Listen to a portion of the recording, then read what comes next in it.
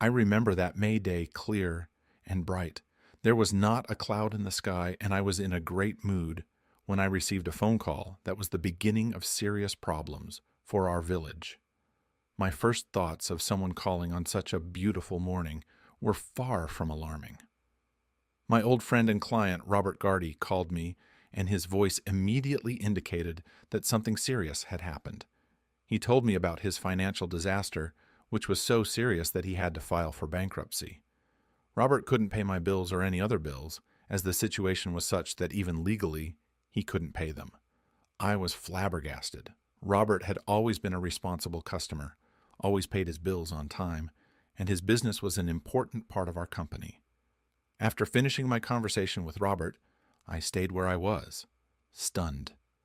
All of our business with Robert was going well, and his loss foreshadowed serious problems for us.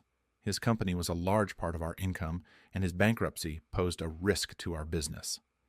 My wife, Amelia, usually helped me in the office, but that day she was at home doing preparations for our twins' 10th anniversary. My first order of business was to stop all deliveries of produce to Robert. I spoke to the foreman and ordered him to stop producing and shipping goods to his company. After that, I contacted our finance department and we began to analyze the situation. Our company was on solid financial footing, but the bankruptcy of a major customer left us in a difficult position. There were several important questions. How much time do we have to find a solution? How can we extend it? And what can we do to save the company and jobs for the people in our village? After losing more than half of our revenues, our company is facing an inevitable cost-cutting process. This process will take several months before we can see any meaningful change, as we have 1 to 6 months of salaries to pay to employees we will have to lay off. Even strategies to find new customers and increase sales take time and additional costs. That day was the worst day of my career. Mrs. Garrison and I spent long hours trying to find solutions. Finally, we came to the conclusion that we could make it through Christmas if we didn't find new customers. We always closed the office at 1 o'clock on Friday afternoons in the summer. And then, on that dreadful Friday afternoon, I gathered all the staff in the storeroom to announce the news. I told the truth about what had happened to our major client and how it affected us. I knew we were facing difficulties, and we had to start negotiations with the union. Amelia was furious when I got home and told her about the incident at work. She started blaming me for all the trouble, and that made me angry. Even during the weekend, we were not able to enjoy our vacation. On Sunday, we had a meeting with our key staff where we began to plan our next steps. I made the decision to put Amelia on the layoff list. Her work was not very beneficial to the company, and her negative attitude towards me was only hindering teamwork. I tried to explain that this was a temporary measure, but she did not accept my arguments. My efforts to explain to Amelia how important to us the fresh money she could bring in if she found a job did not help. In difficult financial circumstances, we had to turn to our own savings. Her salary would have been a nice addition to the family budget. As the saying goes, trouble doesn't come alone. On Thursday of the following week, 2 of my key clients wanted to meet with me. Brian E. Malland spoke on their behalf, and his companion was silent. Throughout the meeting, Brian asked for an additional 12% discount in order to maintain a business relationship with us. On Friday, my foreman informed me that he had left for a new job because of a good offer. I understood his situation and agreed to the layoff.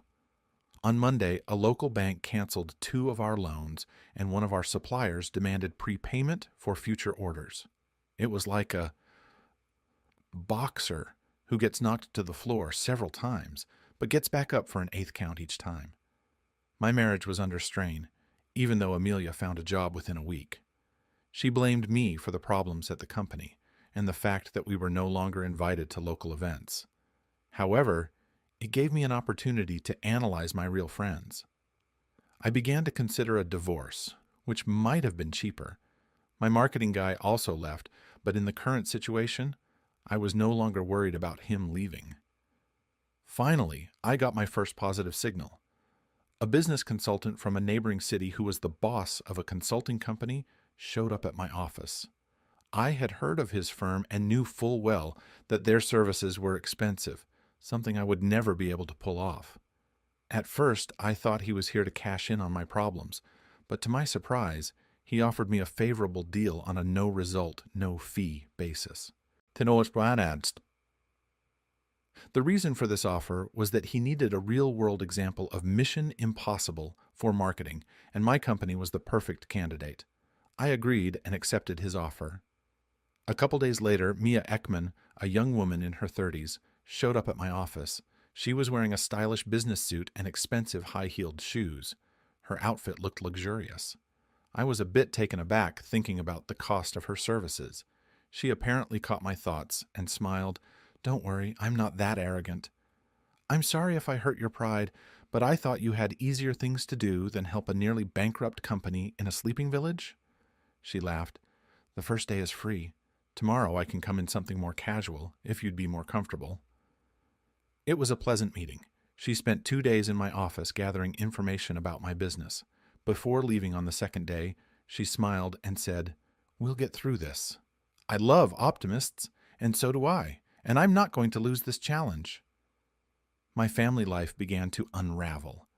The sexual passion that used to be between us was slowly fading away. My wife was becoming very tired and irritable when she went to bed, and whenever I managed to achieve intimacy with her, she would always rush me. Our intimate life was becoming less and less exciting. I suspected that she might be finding solace elsewhere, but I couldn't find any proof. All of this kept me from thinking about divorce. After all, she was a wonderful mother to our children. I suggested that she take a break to reflect on our problems, but she claimed that we were fine and things could get better. One day I received a strange anonymous email. It alerted me to a strange meeting between my wife and some man in a hotel room that was only booked for 2. It was a blow to me, but I focused on my children. My first thought was co-parenting. Amelia became a problem. Her cold attitude made me suspect she was hiding something. Instead of supporting me in my time of need, she was distant. 2 days later, I had another crisis at work. My attempts to make changes in administration had enraged Mrs. Andrewson, and she threatened to quit if I let Mia continue. I did as she demanded. I agreed to Mia's suggestion to promote a young, talented secretary to replace Mrs. Andrewson. It was a sensible decision, as she was not bound by old habits, and her promotion was received favorably by all. Similarly, we moved one of our staff to the position of foreman at Mia's suggestion, and Mia intended to take over marketing in the near future. On Monday evening, Amelia informed me that she had an important strategy conference scheduled for Wednesday, and I didn't object, given that she had reinforced my suspicion by mentioning the place and time given in an anonymous message. I asked Mia to switch cars for that night, and she agreed when I explained the reason. I was sure Amelia wouldn't recognize her Peugeot 307 in the hotel garage if she stayed in her lover's car. But before I got the keys to Mia's car, she reminded me that regardless of my feelings toward Amelia and her lover, I had no right to violence. She said she was working on my case and didn't want her efforts to be tainted by my desire for revenge. I arrived at the hotel ahead of Amelia and her lover, and after a brief conversation with the receptionist, I learned that Amelia's employer had a room reserved for 1 night for 2 people. I bribed the receptionist to let me know when they would be entering the room. Less than an hour later, I called and heard a noise coming from the room. I hurried to their room, knocked, and pretended to be the room attendant. When Amelia opened the door, I rushed inside and saw that her lover turned out to be Matthew Allman, a coworker I had never liked. I turned to him with fervor. "So you're the creep who sleeps with my wife. Who the hell are you? Are you man enough to force my wife to become a lesbian?"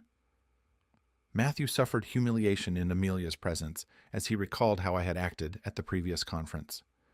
A man had attacked the female speaker with stupid questions, and I had quickly interrupted him, threatening to kick his own balls off him if he didn't shut up. When he started up again, I threatened him with a coup baton, which he did like an obedient boy, following me. The kubotan is an effective means of self-defense, and only a few people noticed me using it. Matthew, who was not far away, thought it was my willpower that made him obey. Now, Matthew, just like me, was afraid and apprehensive of what I might do. He ran behind the bed, trying to hide on the other side. Amelia was clearly in shock and remained silent. I ignored Matthew and turned to Amelia. "Where will you spend the night? Here with that cowardly weakling or with me?" She looked at me with horror and replied, "I'll stay here in this room." "Fine. Stay here as long as you want. I don't care if I want you back." Amelia hissed, "You bum. I don't care what you think." "Goodbye, cheater," I replied.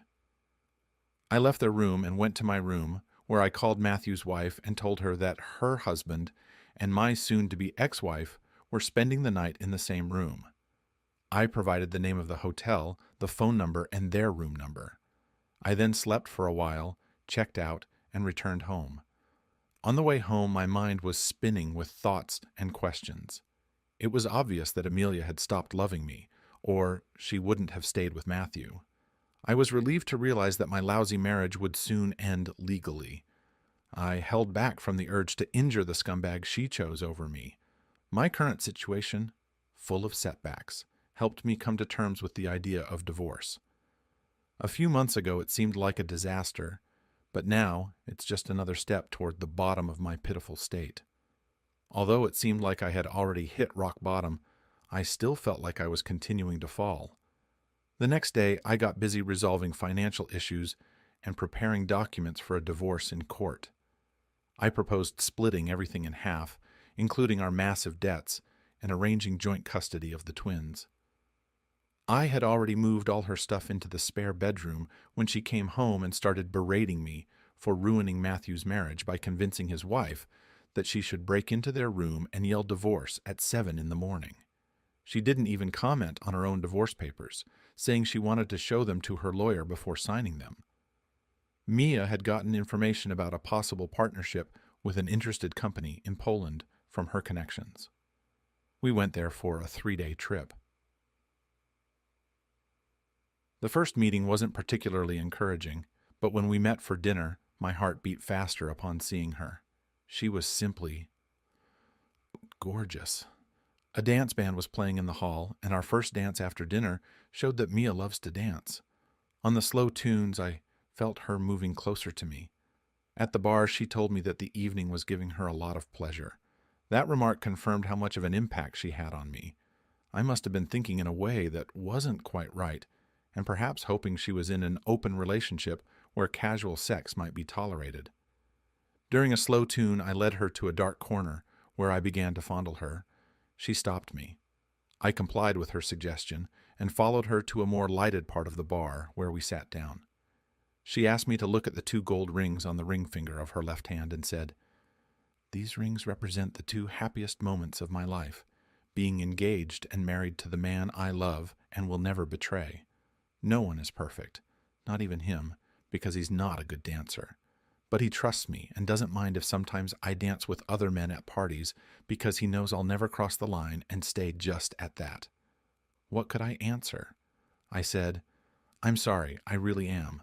I thought I had already reached the bottom of my black hole, but it seems I'm still continuing to fall." She suggested, "Let's have a drink at the bar and call it a day." We each had 2 large drinks and talked about personal things before parting ways for the night. While eating breakfast, I apologized to her again for my stupid behavior last night. Mia replied that she didn't hold a grudge and admitted that she herself was half to blame for letting temptation take her over, but nothing serious had happened. The meeting with the Poles went better than expected, and we signed the contract in the afternoon. Mia joked that at least I had found a ladder and taken the first step out of my black hole. The Poles invited us to a nice restaurant to celebrate the contract signing. On the flight home, Mia offered me dinner at her house the following Saturday, and I accepted her invitation. On the appointed day, I rang the bell of her house with a bouquet of flowers in hand. She was very sweet as she opened the door and introduced me to her husband, Thomas, their daughter, Rebecca, and another woman named Louise. Mia left with us for the kitchen, and her husband apologized. and went to put Rebecca to bed. I turned my attention to Louise and noticed that she was probably dressed discreetly rather than attractively for the evening. Her hair was gathered into a simple bun. She hardly made her face stand out with makeup, and her long dress hid most of her legs. It began to occur to me that meeting Louise might have been one of the main purposes of this dinner. I assumed that she wasn't particularly fond of such games and didn't want me to show interest in her with sexual intentions. When we were alone with Louise, I suggested that she surprise Mia and Thomas and diversify the evening. She gave me a very sweet smile and agreed. When Mia returned from the kitchen, she apologized for leaving the two of us alone and hoped we had a good time. Louise smiled when I said, "Yes, we did have a nice chat and even arranged to meet up the next day." Mia looked at Louise with surprise and asked, "Is that true?" Louise obviously played her part and replied, "Yes, of course, I'm looking forward to it." "So am I added. When their baby fell asleep, Thomas returned and we enjoyed an excellent dinner prepared by Mia, talking about our plans. Throughout the evening, Louise and I continued our game, and as we left in a cab, we arranged to meet on Sunday, as promised to Mia and Thomas. Louise asked if I would mind if her 6-year-old daughter, Brittany, joined us in the park, and I agreed. We decided to start with an outdoor walk and a free time quiz before moving on to lunch at a nearby golf restaurant. While we were walking around, Louise's phone rang. It was Mia, who wanted to know if she and I had come up with any jokes during dinner. Louise told the truth. We were just walking with Brittany and taking a quiz. She handed me the phone and said that Mia wanted to talk to me. I thanked Mia for dinner and told her that Louise and her daughter and I had a good time at the park. Mia asked interestedly what had happened between Louise and me in the few minutes that they had left the two of us alone. I replied that nothing unusual had happened and joked about love at first sight. Mia expressed her doubts, but I asked her to tell Thomas my thanks for dinner and praised him for choosing such a wonderful wife. Then Louise and I joked, and she said that her sister, Annie, must be hearing the gossip from Mia. She even placed a bet that Annie would call her within the hour. 35 minutes later, the call did come through, and Louise told Annie that we had a wonderful time. She then turned to me with a smile and said, "We should get together more often." I agreed and added that I would like to see her regardless of the joke for Mia. "Could you give me another reason?" she inquired. "Of course you, Louise. You are beautiful," I replied. "If you want us to continue seeing each other, it's important for me to know the truth about you and Mia. I'm left with the feeling that there's more between you two," she admitted. "Mia and I are working closely together on an important project. We are both driven to succeed because of our own goals and are dependent on the outcome," I explained. I agreed and explained that although we worked closely together, most of the time we communicated by phone and computer. Thomas was a pillar of support for her, and getting the jargon right was an important part of her job, although I could see how she could be very formal and impenetrable in negotiations with those trying to take advantage of her. We decided to go to McDonald's, and Brittany, thrilled that I agreed, called me the best of Mom's boyfriends. Louise didn't immediately answer the question about how many boyfriends she'd had, and we decided not to pursue the topic further. After dinner, we went on a steamboat tour of a nearby lake and then stopped at the mall to pick up a DVD for Brittany. Then Louise suggested we have dinner at her house, and we agreed to a takeaway kebab. Her apartment was neat and cozy. While Brittany watched the DVD, Louise asked how much Mia had told me about her, and I told the truth. Almost nothing. Louise told me that she was 36 years old, worked as a receptionist for a top company outside of our town, and had been divorced from Brittany's father for almost 2 years after finding out about his 2-month affair. Her sister Annie and Mia were best friends growing up, so Mia would occasionally invite her over for dinner or a party. Mia expressed a desire to introduce Thomas to her business partner, and to make it more fun, she suggested we invite one other person. She described me as a recently divorced nice guy, which made Louise a little wary. Louise agreed to dinner, but decided not to look too attractive, so as not to attract unnecessary attention. She enjoyed her time at dinner and agreed to our date, which, as it turned out, she didn't regret for a minute. I told her about myself. James Hill, 43 years old, father of twins, owner of a company that he bought in the village and grew successfully until he ran into financial difficulties. Amelia and I were together for 14 years, but our marriage ended when I caught her cheating on me. Louise shared her story of an ex-husband who is still a threat, especially when he drinks. He doesn't adhere to the prohibition of coming near her apartment, and sometimes becomes aggressive, which causes her a lot of problems. We continued our pleasant conversation, and before I left, she invited me to dinner the following Friday, which I gladly accepted. On the way back, I had the feeling that I was starting to climb out of my black hole again. Although many of my friends disappeared when I lost my money and status in the society of our village, I still had a few real friends left. One of them is Benny Jensen. We met during my short-lived bikerhood and then served in the Army in the same platoon of an infantry regiment. Benny stayed true to his biker subculture, and even though we sometimes found ourselves on opposite sides of the law, we always helped each other in times of need.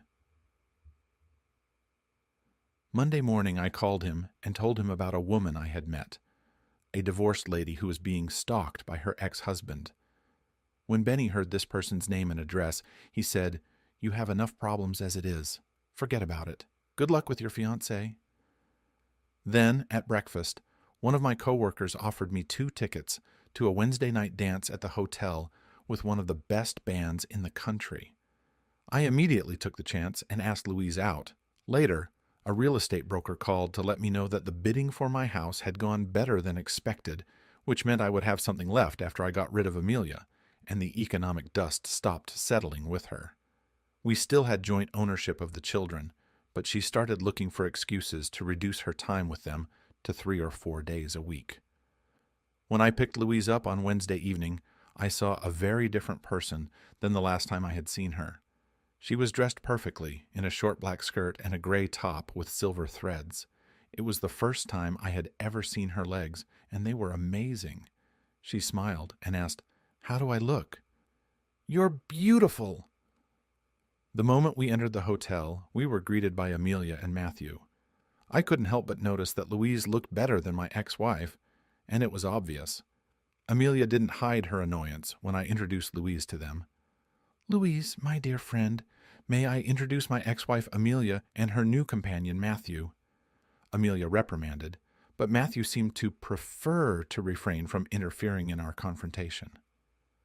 As we walked away from them, Louise looked at me with a questioning look. "Why did you call Matthew her girlfriend?" "Because he was acting so weak. A real man wouldn't have put up with that kind of humiliation." "You're being a bit categorical, aren't you?" "Maybe, but it was important to me to show Amelia that she chose a weakling over a real man." We enjoyed a delicious dinner and then joined the dance group. We had a great time dancing together. Then we met Louise's sister and her husband on the dance floor. They invited us to their table to celebrate our second date with champagne. Louise was a little alarmed. "It's only our second date." Her sister's husband replied, "Sometimes fewer words are better. You are both invited to have dinner with us on Saturday night, so your number of dates will only increase." We had a very pleasant evening, and when Mia turned to me, she said, "What have you done to Louise? I've never seen her so happy." "I've always just been me. Nothing more, nothing less." "Well, stay the course and you'll be happy." After the dance, Louise invited me back to her place for the evening and even offered to spend the night, but without intimacy for 2 reasons. She was on her period, and it was only our second date. Our next date was the following Friday night at Louise's house. When I arrived with wine, flowers, and candy, it was Brittany who opened the door for me. Inside, I found another girl, about Brittany's age, a little tense.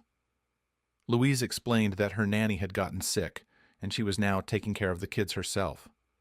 She offered me the choice of either skipping the date or joining her in the babysitting role.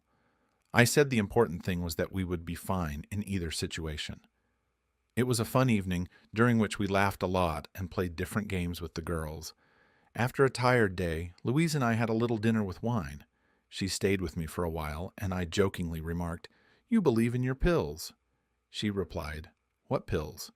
I thought, "Why would I need the pill? I've had my period, and I haven't had intimacy in 2 years, so you don't have to worry. By the way, what would you do if I got pregnant?" "I would try to be a good father to our child." "Are you being honest?" "Yes." In the morning, we went to the supermarket to get groceries for a sick single mother who was feeling better. Louise asked if we could keep the baby for one more day, and I agreed. After shopping, we drove to my home, and Louise was interested in my company, seeing that it was better, cleaner, and more modern than she had expected. She was impressed and agreed that Mia had done a good job in helping me save it. Although profits were low, they were starting to rise, and I was hopeful that the red numbers would be a thing of the past.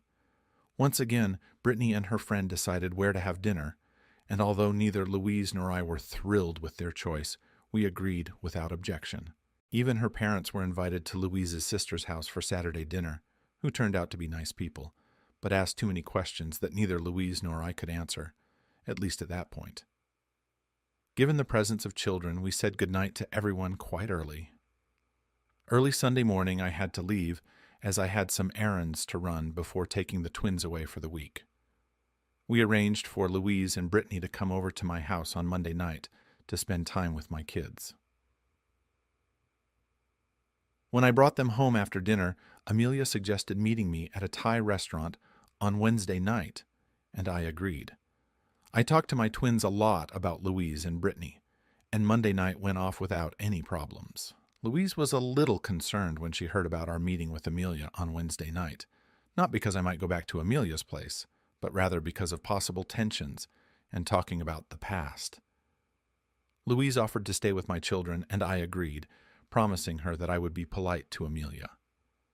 On Wednesday evening I met Amelia, who was in good spirits, and our dinner went beautifully, with talk of our children and fond memories. After a moment of silence, she admitted that her affair with Matthew had been a mistake that she regretted. Neither she nor Matthew wanted his wife or I to know about their affair. "No one is perfect, and we learn as we go along," I replied. She looked me in the eye and asked, "What about you? Do you miss our marriage, or at least the good times we had together? You left at the right time because I had and still have so many other problems that I can't focus on the past, but who knows what might happen in the future?" "Of course you're the mother of my children," I agreed. "Our children need both a mother and a father. We can still stop the sale of their home and reunite again as a family, can't we?" "No, because I have no desire to stay in this house or in this damned village a day longer than necessary. Our divorce doesn't change the fact that we remain the parents of our children. Your boyfriend will never be their father, and Louise will never be their mother. It will always be just you and me. But I don't see the need to live together just because of that," I clarified. "We can still hope that time will heal our wounds," she said. "Yes, I hope it does," I agreed. It ended peacefully. I stayed polite, didn't raise my voice or give myself even a hint of offense. We split the bill, shook hands, and parted. After returning home, Louise immediately asked me for any news, and I shared with her the offer from Amelia and my answer. She then asked if I had managed to avoid being accused and insulted by Amelia. I answered with the truth. The meeting had been very civil, and I didn't even object when Amelia admitted that her relationship with Matthew was a mistake. I didn't care. Louise asked if I had become too stingy by splitting the bill between the two of us, but I explained that it was to avoid giving Amelia any hint of personal interest. After that, our life went downhill. When my house was sold and I needed somewhere to live, I asked Louise about buying a house together. She was immediately interested and started looking for options. Soon, we found our dream home. The purchase was expensive, but not impossible, and we signed a contract, although we had to wait 2 months before moving in. The sale of her apartment and part of my house brought in more money than we expected. One evening, Louise waved her left hand and asked what we were missing. I suggested, "A gold ring?" But she shook her head negatively. "2 rings?" "Yes," she replied. I proposed and she accepted. It was a second chance for us, so we decided not to make a fuss. We planned a town hall wedding and a trip to Euro Disney in Paris with the kids. Our relationship started at a dinner at Mia's house, so we decided to invite her and Thomas to dinner to celebrate our engagement. They agreed to be our witnesses and join us for dinner. The party for friends and family would be later when we got the house in order. My company started to perform better and better, and several people who had left us during the recession came back. Mia spent most of her time at my company doing marketing and showed great talent at it. Thomas introduced me to a group of fun guys who met twice a month to shoot replicas of the famous old Colt Peacemaker gun-firing black powder. Our wedding to Louise was scheduled for Wednesday, and the week before, Thomas called us, inviting us to dinner and asking us to prepare for the wedding photos, as his friend, a professional photographer, wanted to take them in advance. We didn't mind this, as Louise had already purchased beautiful blue dresses for herself and her daughters for the wedding at City Hall, and the boys and I intended to dress in dark suits. She was worried about the flowers, but Thomas assured us that the photographer would arrange everything. On Saturday night, Thomas arranged a cab for us, which, to our surprise, turned out to be a limousine. The driver explained that this was part of the plan, but would not comment further. We set off on our journey, which to our surprise ended up at an old historic mansion that had been restored for various events. Mia and Thomas met us at the entrance and asked us to wait. When we entered, they directed us in a particular order: the kids, then me and Louise, and finally Mia and Thomas. Waiting for us inside was a hall filled with people, including my staff, their spouses, friends, and relatives. The orchestra played Mendelssohn's Wedding March as we walked to a table at the end of the room decorated with a white tablecloth. On it were lighted candles, a Bible, Louise's ring, and flowers. She clutched my hand, pale with excitement. One of the guys from the Black Powder Band, dressed up like a priest, came over and announced the ceremony in front of everyone gathered. He then performed a standard wedding ceremony, typical of the National Church, the same as in many other countries. Despite the unexpectedness, the ceremony went beautifully and included both religious and secular music.